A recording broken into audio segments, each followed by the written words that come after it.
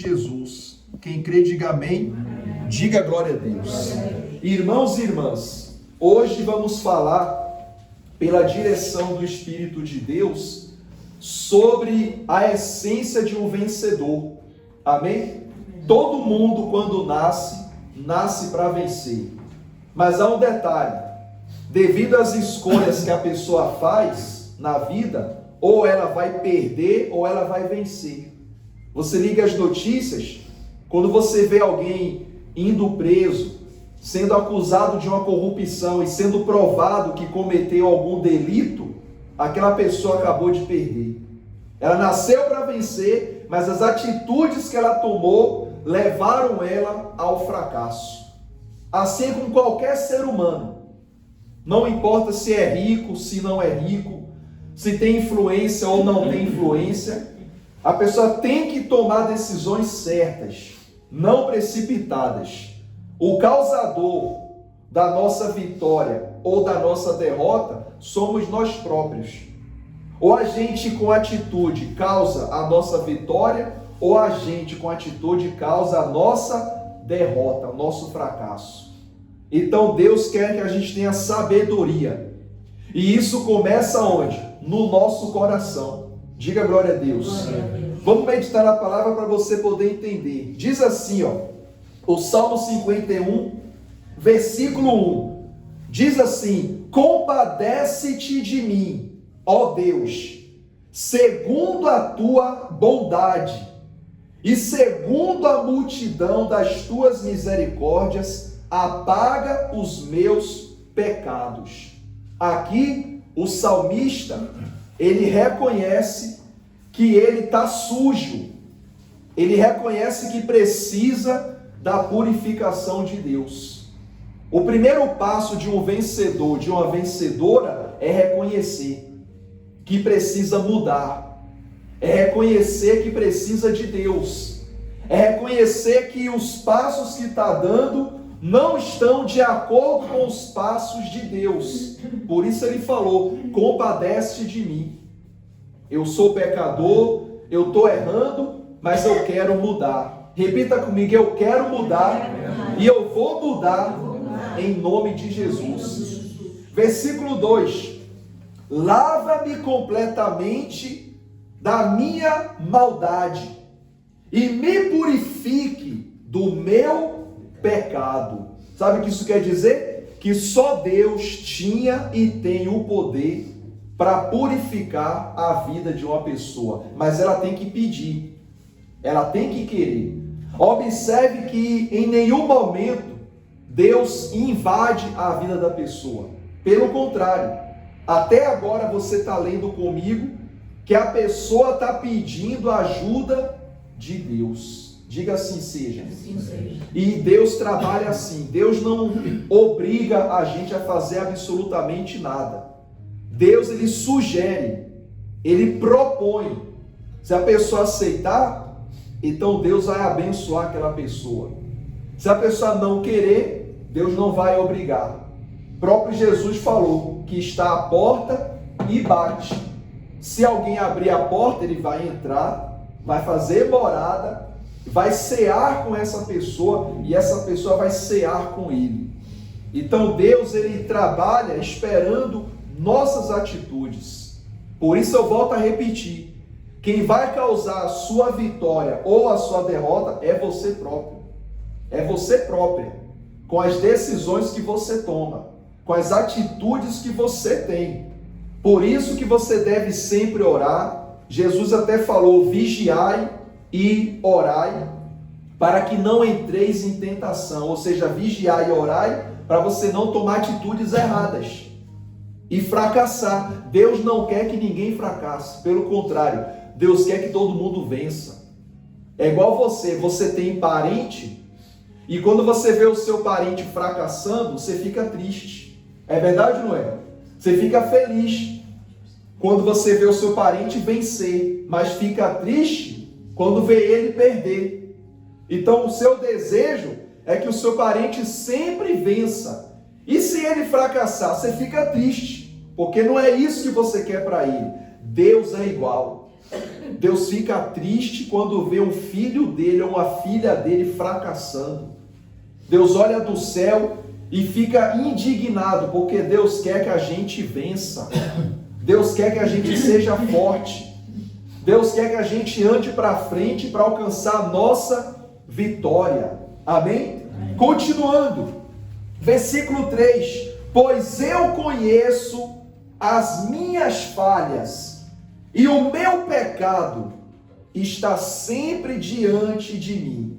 Pequei contra ti somente, e fiz o que é mal perante os teus olhos, de maneira que serás tido por justo no teu falar e puro no teu julgar. O salmista reconheceu que errou. Reconheceu que quando Deus o julgasse, Deus estava agindo da forma certa. Porque houve uma falha, houve um erro. Então aqui é a essência de uma pessoa vencedora. O Evangelho de Jesus, para a gente poder entender, primeiro ele nos mostra nossos erros e falhas. Não adianta ser um vencedor ou uma vencedora estando sujo no mundo do pecado. Deus quer que a gente esteja com o coração limpo, purificado. Tem até um louvor muito conhecido que fala assim, me dá, Senhor, um novo coração. É verdade ou não é? Eu quero sepultar o meu querer. Ou seja, o cantor está pedindo para Deus dar um coração novo e o querer dele ficar para trás e o querer de Deus ficar para frente. Diga assim seja. Assim seja. Agora, para você entender melhor a palavra, vamos ver quais foram os passos que o salmista deu para Deus abençoar a vida dele. Foi aí que ele começou a vencer na vida. Vamos para o versículo 10. Versículo 10. Encontrou? Sim. Diz assim, cria em mim, ó Deus, um coração puro, e renova dentro de mim um espírito inabalável. Eu vou ler de novo. Cria em mim, ó Deus, um coração puro, e renova dentro de mim um espírito inabalável. Olha que forte.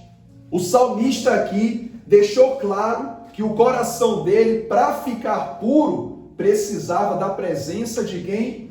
De Deus, igreja. E quando uma pessoa tem acesso à palavra de Deus, às orações, aos louvores, ao mundo de Deus, o coração dela começa a ficar purificado. Mas quando a pessoa não tem acesso a nada disso, o coração fica fechado. O coração fica igual a pedra. Eu preguei na semana passada sobre as sementes que caíram à beira do caminho, e houve sementes que caíram na rocha, ou seja, o coração de pedra. A semente entrou, mas não deu fruto, porque o coração estava fechado. E aqui o salmista fala, me dá um coração novo, cria em mim, Senhor, um coração novo, um coração puro, um coração reto. Ele pediu a Deus uma renovação.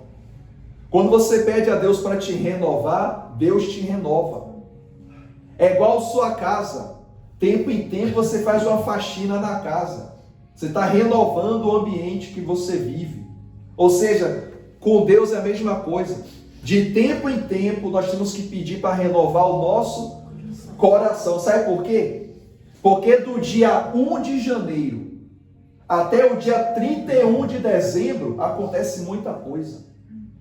Muita gente aparece no teu caminho ou desaparece. Muita gente fala palavra boa e outros falam palavras ruins. Muita gente faz você chorar e muita gente faz você sorrir. De 1 de janeiro a 31 de dezembro acontece muita coisa. E dependendo das coisas que acontecem, teu coração vai ficar florido de alegria ou machucado de tristeza. Aí aparece o quê? A chamada mágoa.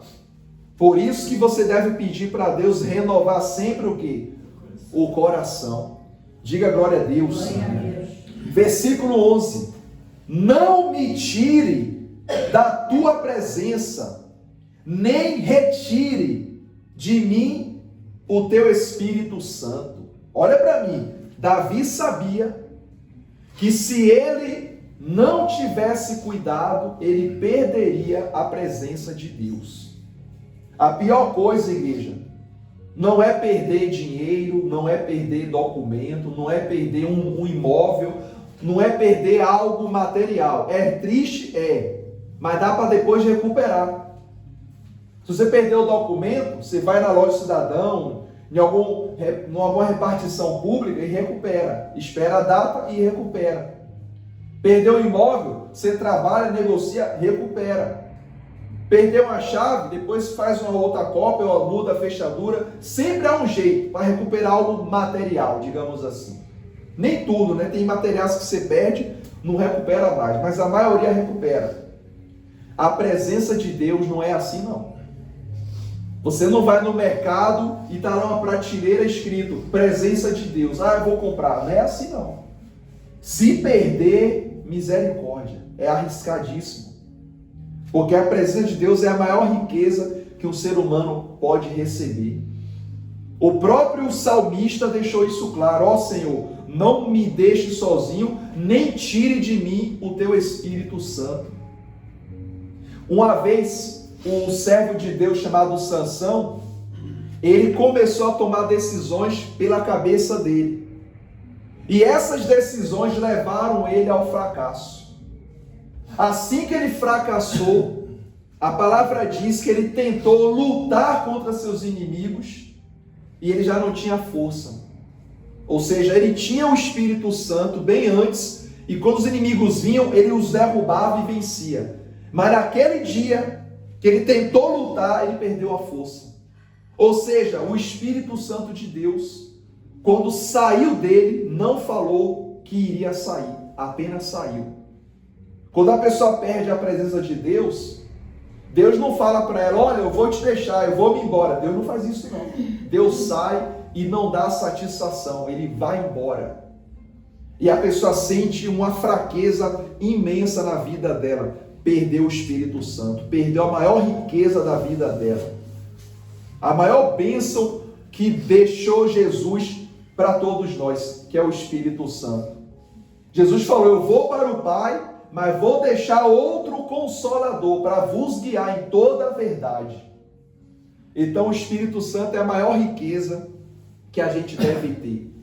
É Ele que faz com que a gente vença aqui nessa terra. Todas as vitórias que você tem no seu trabalho, na sua família, na sua saúde, em tudo que você tem, é o Espírito Santo. Então você tem que dar glórias a Ele, louvores a Ele, honras a Ele. Diga assim seja. Continuando aqui, o 12. Restitui-me a alegria da tua salvação e sustenta-me com o espírito voluntário. Então ensinarei aos transgressores os teus caminhos e os pecadores se converterão a ti. Aqui mostra que você, dando bom testemunho, você tendo a alegria da sua salvação, a presença de Deus, os pecadores irão se arrepender e irão se converter, por causa da sua postura, da sua atitude. Por isso que a gente deve vigiar em todo lugar que a gente tiver. A Bíblia fala que o mal, ele fica de olho nas nossas atitudes. Temos que vigiar nosso falar, nosso agir, a nossa maneira de ser. Embora a gente falhe muito, não há santo aqui nem santa, todo mundo erra, todo mundo falha, mas vamos tentar melhorar, mudar, sermos melhores do que fomos ontem. Ontem já acabou, hoje é um novo dia, amanhã vai ser outro dia. Então observe que o salmista, ele fez de tudo para não perder a presença de Deus, e glória a Deus, ele não perdeu. Pelo contrário, Deus renovou ele. Ele se tornou um vencedor, porque ele tinha a essência de um vencedor dentro dele. E essa essência também está dentro de você. Diga glória a Deus. Amém? Amém. E para concluir, versículo 14. Livra-me dos crimes de sangue, porque Davi era guerreiro, ele matou muita gente. Ó Deus, Deus da minha salvação, e a minha língua exaltará a tua justiça. Abre, Senhor, os meus lábios, e a minha boca manifestará os teus louvores. Diga glória a Deus. Glória a Deus. E é o que nós vamos fazer daqui a pouco. Abrir a boca para louvar o nosso Deus. Então, igreja, o que você hoje aprendeu com essa palavra? Para ter o coração limpo e purificado. E pedir a Jesus para limpar sempre o seu coração. O próprio Jesus falou: bem-aventurados os limpos de coração, porque eles verão a Deus. E Deus falou para Ezequiel e também falou para Jeremias que vai dar um novo coração. Vai tirar o coração de pedra e vai colocar um coração de carne. Diga assim seja. E eu pergunto, como está o seu coração? O que está dentro do seu coração? Seu coração tem mais mágoas ou mais alegrias de ter a presença de Deus na sua vida? Eu não quero saber como é que está o seu coração, porque só Deus ele sabe. Mas você tem a chance de falar com Deus, como o salmista falou: cria em mim, ó Deus, um coração puro. Diga glória a Deus. Glória a Deus. O versículo 10, vamos ler o 10. Cria em mim, ó Deus, um coração puro e renova dentro de mim um espírito inabalável, ou seja, uma fé verdadeira, uma fé renovada, uma fé forte, para que o nosso Deus ele seja glorificado. Diga assim seja. Amém? Fique em pé, igreja, por favor, em nome de Jesus.